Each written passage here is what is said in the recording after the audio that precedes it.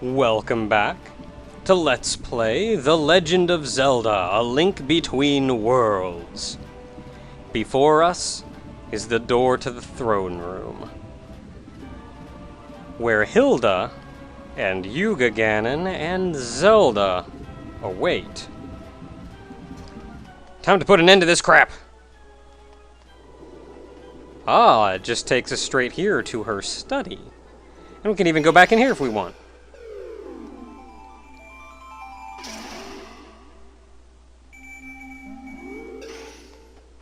Ooh, fairies. That's nice. Like, come in here, get some fairies. The door's locked, though, so we can't go out. But that's nice, though. Come in here, get some fairies just before the final fight. Make sure you're good to go.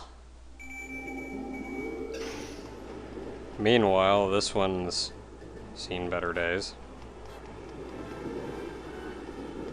Man, I love going outside. Just go out here and you can look down and go, holy crap, look at all of that. Just on this open air, like, hallway. So cool. There's supposed to be a tree there. And a bridge, I think. Is the bridge there in Low Rule? I'm pretty sure there's a tree. There's at least a lot of grass.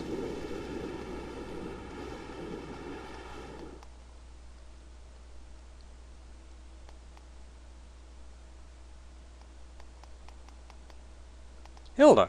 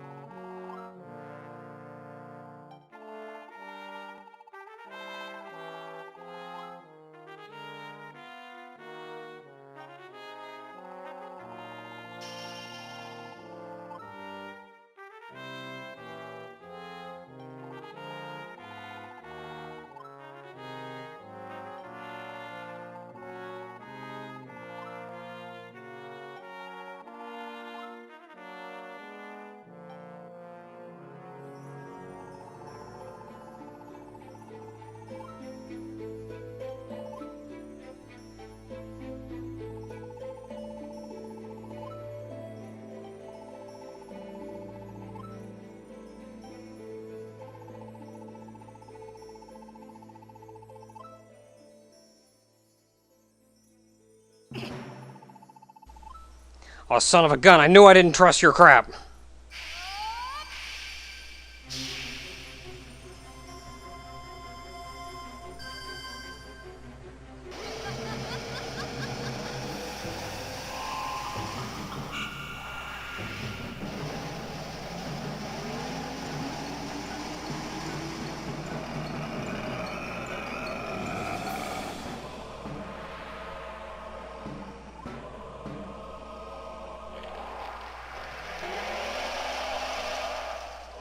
Knew I didn't trust your crap.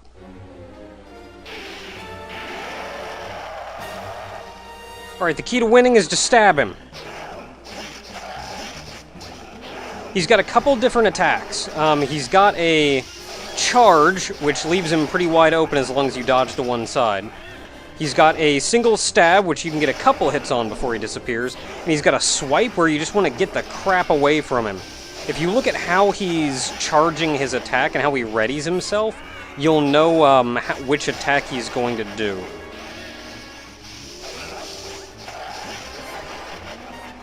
And then he occasionally does this, and you just gotta run the crap away. Don't get hit by crap. Where are you going? Yee! Mixing it up! Ah! throwing his thing at you. Just like Ganon did. Oh, no, go, no, not going again. I got it. Stab me flat on my butt.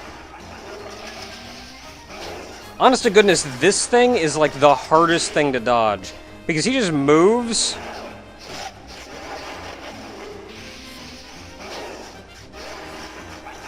Or it goes so fast on its recoil.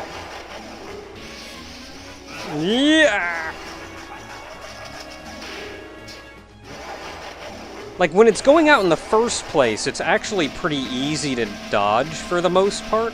But especially on its recoil, on its coming back, it speeds way up. Flat on my butt. Man, quit doing that. When you go back to doing that charge was easy to dodge.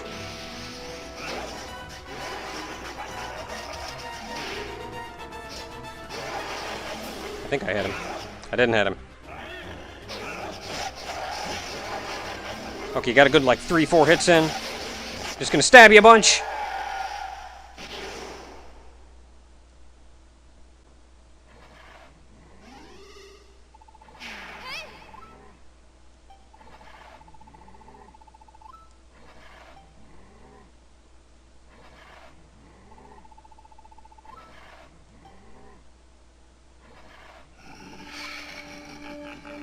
Oh, I knew that wasn't gonna be it.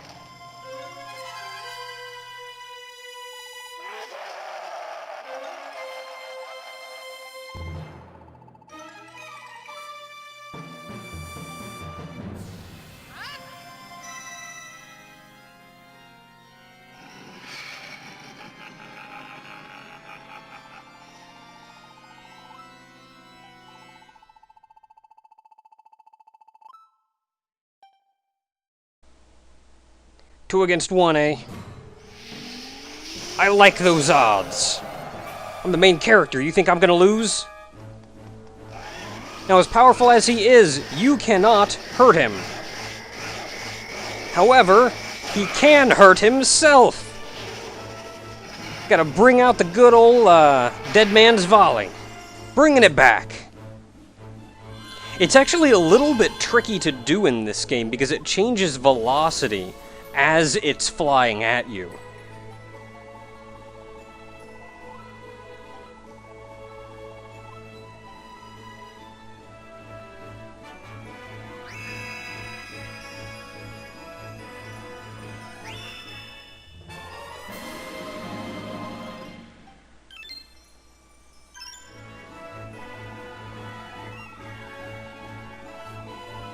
A Triforce-powered bow.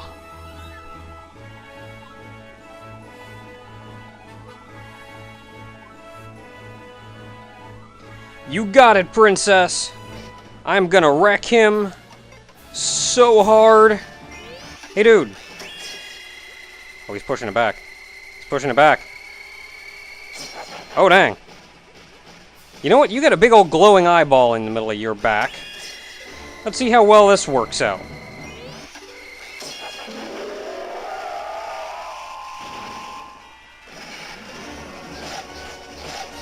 Yeah, with the Triforce's power gone, you can actually injure him. And then this happens, and it's really freaking hard to dodge. I have no idea on a good strategy for this. Okay, he's back. Like I said, these actually change velocity, though. You'll see them get slower as they get closer to you. really throws off your timing. So you're probably going to get hit by it a good couple times while you get used to it. Hey, big guy. Hey, big guy, how you doing? Oh, jeez. Hey, you get back here.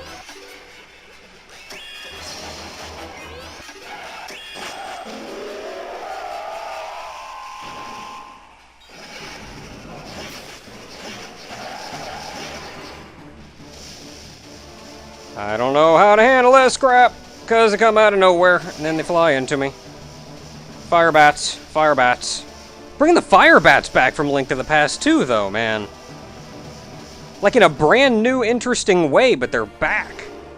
Oh, and of course he's not done mixing it up. Double volley!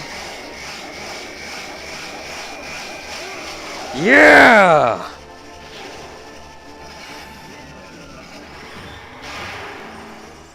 Alright, Yuga. This is the end of it. Crap.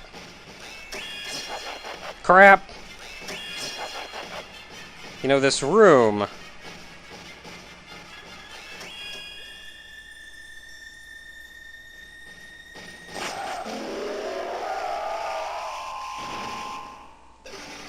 is a circle!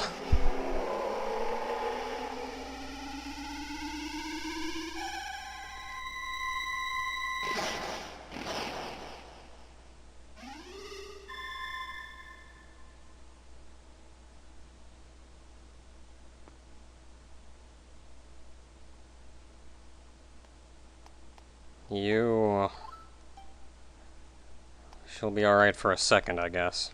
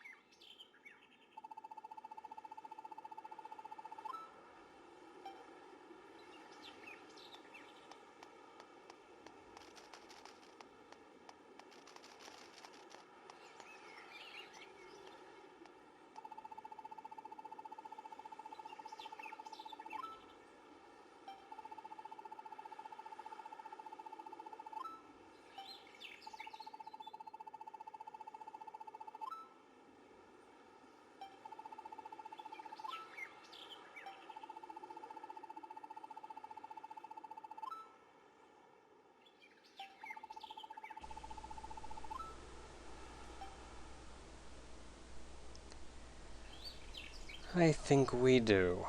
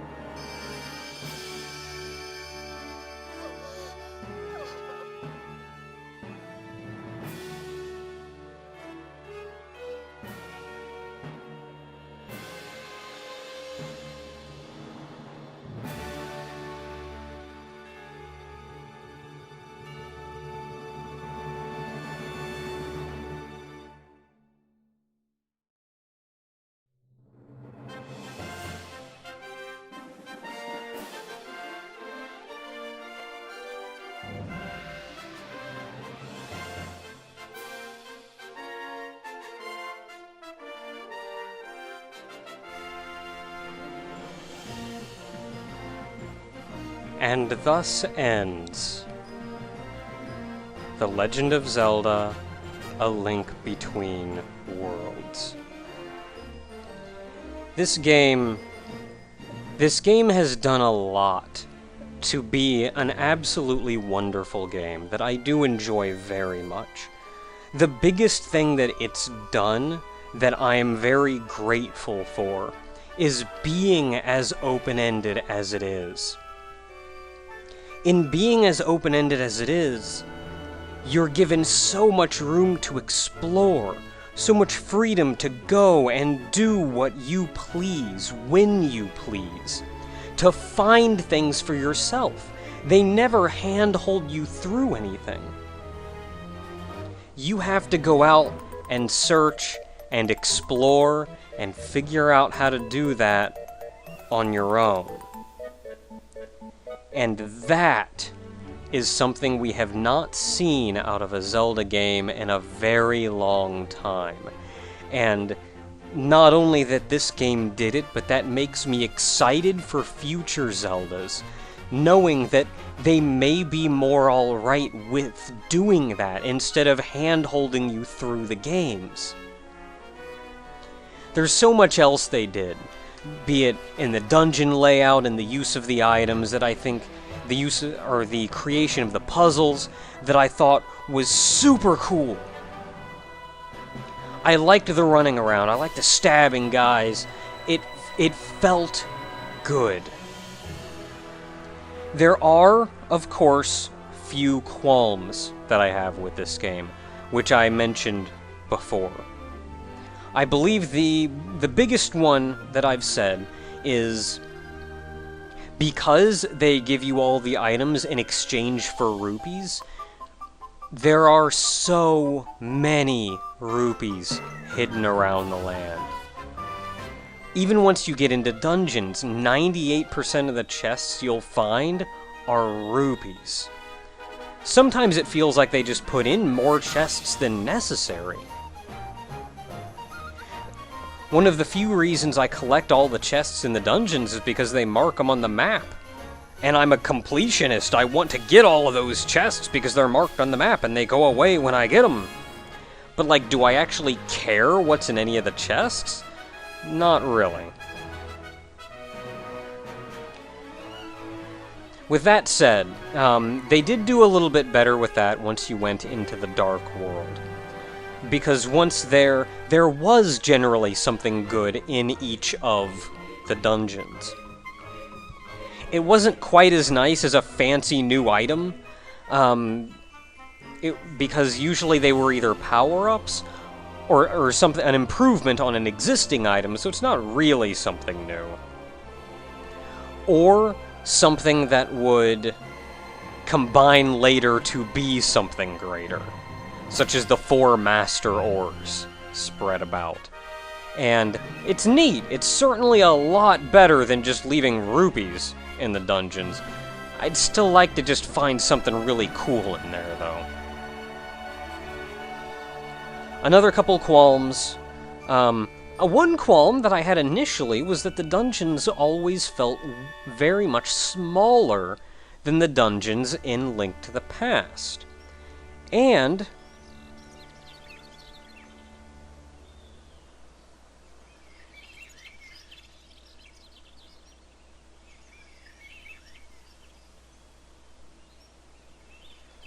perhaps this time the Master Sword really will sleep again.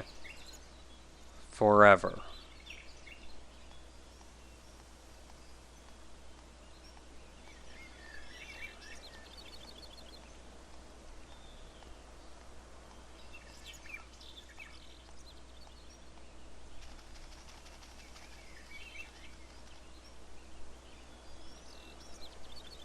I forget what game comes after this in the grand Zelda timeline.